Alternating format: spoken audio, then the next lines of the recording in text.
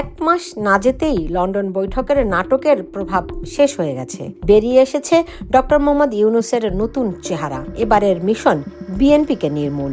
দলটির নেতা এখন সরাসরি সরকার সমর্থকদের টার্গেট। পুরান ঢাকার মিটফোর্ড হাসপাতাল কম্পাউন্ডে ব্যবসায়ী চাঁদ মিয়া ওরফে সোহাগের নৃশংস হত্যার ঘটনা কেন্দ্র করে এবার সাজানো হয়েছে বিএনপিকে রাজনীতির বাইরে ঠেলে দেওয়ার প্লট। আকস্মিকভাবেই কিংস পার্টি, এনসিপি এবং জামায়াত শিবিরের নেতাকর্মীরা সারা দেশে বিএনপি বিরোধী বিক্ষোভ শুরু করেছে।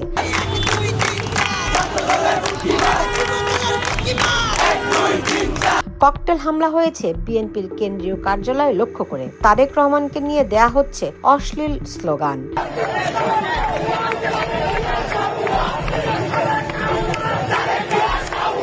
বিএনপির প্রতিষ্ঠাতা জিয়াউর রহমানের ছবি পদদলিত করার দৃশ্যও দেখা যাচ্ছে। মাত্র 2 দিনের মধ্যে পুরোপুরি কোণঠাসা হয়ে পড়েছে দেশের অন্যতম বড় দলটি।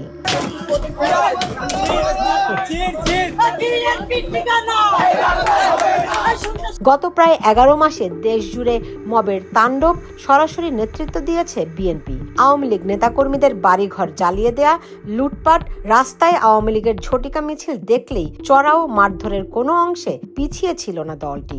সবশেষ তাদের কর্মীরাই নির্মমভাবে লাঞ্ছিত করে সাবেক সিইসি KM নুরুল হুদাকে। তার গলায় পরানো হয় জুতোর মালা।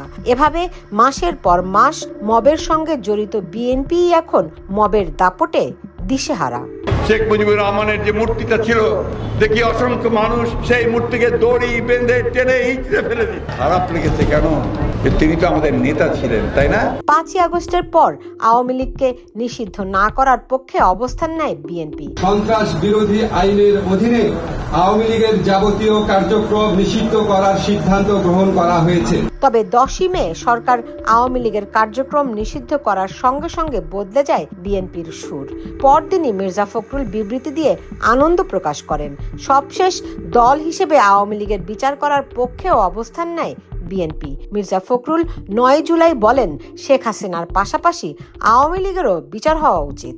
দল যদি আইনের আওতায় নিয়ে এসে দলও যদি আমরা দেখা যায় যে দলগত হিসাবে, তাহলে অবশ্যই তাদেরও বিচার হওয়া উচিত বলে আমি মনে করি। গত 11 মাসে সুস্পষ্ট রাজনৈতিক অবস্থান নিতে বারবার ব্যর্থ হওয়া বিএনপি এবার নিজেরাই গভীর সংকটের মুখে পড়েছে। গত কয়েকদিনে স্পষ্ট হয়ে উঠেছে -3 ফর্মুলা। প্রমাণ হয়েছে তারেক রহমানের সঙ্গে লন্ডন বৈঠকটি ছিল ডক্টর ইউনূসের আরেকটি সাজানো নাটক মাত্র। ওই বৈঠকের পর বিএনপি তাদের ঢাকার গুরুত্বপূর্ণ নেতা ইশরাক হোসেনকে রাজনৈতিকভাবে বলি দিয়েছিল। তবে মাত্র 1 মাসের মধ্যে দেখা যাচ্ছে মেটিকুলাস ডিজাইনে বিএনপি এখন বলির মুখে। আমি বিএনপির সমস্ত সিদ্ধান্ত মানব, কিন্তু আমার কাছে ব্যক্তিগত মনে হয়েছে যে ছেলেটা সূর্যের মতো ঢাকা শহরে উঠতেছিল, আমি বারবার ওর নাম বলি ইশরাক। সে একটা হিজ এ রাইজিং সান। আপনি সান SON সান বলেন আর SUN সান বলেন, হিজ এ রাইজিং সান। সেই ছেলেটাকে সাংঘাতিকভাবে অপমান করা হয়েছে। এটা অন্যভাবেও তাকে ঘরে বসানো যাইতো যাতে তারও মান থাকতো, বিএনপিরও মান। এইভাবে বসানো থাকে, কারণ একটা ছেলে যার ডাকে 10,000 লোক একসাথে হয়, তাকে আপনি এইভাবে অপমান করলে তো সে রাজনীতি করতে পারে। যে এখন একটা কিন্তু মারাত্মক রকমের একটা বড় রকমের আক্রমণের শিকার আমরা হয়েছি। সাইবার অ্যাটাক হয়েছে আমাদের উপরে। চতুর্দিক থেকে একটা পরিকল্পিতভাবে বিএনপিকে হেয় প্রতিপন্ন করবার জন্য, বিএনপিকে উড়িয়ে দেওয়ার জন্য, এবং সবচেয়ে মারাত্মক যেটা, ফর দ্য ফার্স্ট টাইম এবার আমাদের নেতা তারেক সাহেবের উপরে আক্রমণ হয়েছে। এই গণঅভ্যুত্থানের 1 বছর পূর্তি হবে, আমরা 3রা আগস্টের মধ্যেই সেটি কার্যকর দেখতে চাই।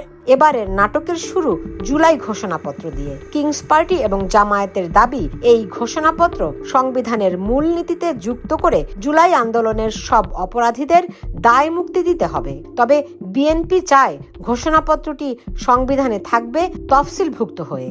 গণ অভ্যুত্থান 2024 জুলাই আগস্টের ছাত্র গণ অভ্যুত্থানের সেই চেতনাটুকু ধারণ করে স্বীকৃতি দেয়া 4র্থ তফসিলে আনা যেতে পারে।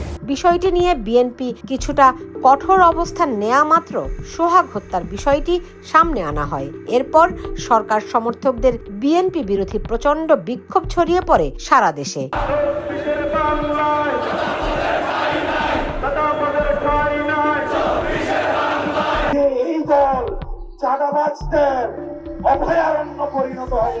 বিএনপি একমাত্র মাথা ব্যথা। বিএনপিকে যদি শেষ করে দেওয়া যায় তাহলে ওনারা রাজত্ব করতে পারবেন।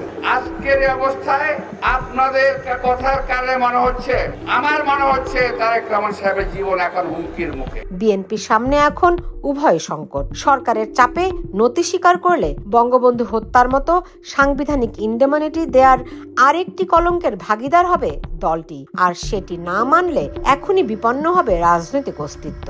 আবার সরকারপন্থীদের চাপ মেনে নিলেও নির্বাচন আদৌ হবে কিনা তাও জানে না বিএনপি। যে লন্ডন বৈঠক উজ্জীবিত করেছিল মাস না ঘুরতেই, সেটি এখন মরণ ফাঁদ হয়ে এসেছে বারবার রাজনীতিতে ভুল করে যাওয়া বিএনপির সামনে। এবার সবচেয়ে জটিল ফাঁদ বিএনপি সামলাবে কি করে, সেটিই এখন রাজনৈতিক মহলে বড় প্রশ্ন। আমাদের নেতা শহীদ রাষ্ট্রপতি জিয়াউর রহমান দেশকে স্বাধীন করেছিলেন যুদ্ধ করে। কোথায় ছিলেন চরমোনাই জামাত ইসলাম সাহেব? আপনারা নিজের পায়ের জোর নাই, এরশাদের সময় এরশাদের কাছে ভর করেন, আওয়ামী লীগের সময় আওয়ামী লীগের কাছে ভর করেন, বিএনপির সময় বিএনপির কাছে ভর করেন। Sultana Rahman, Bangla news network, new York.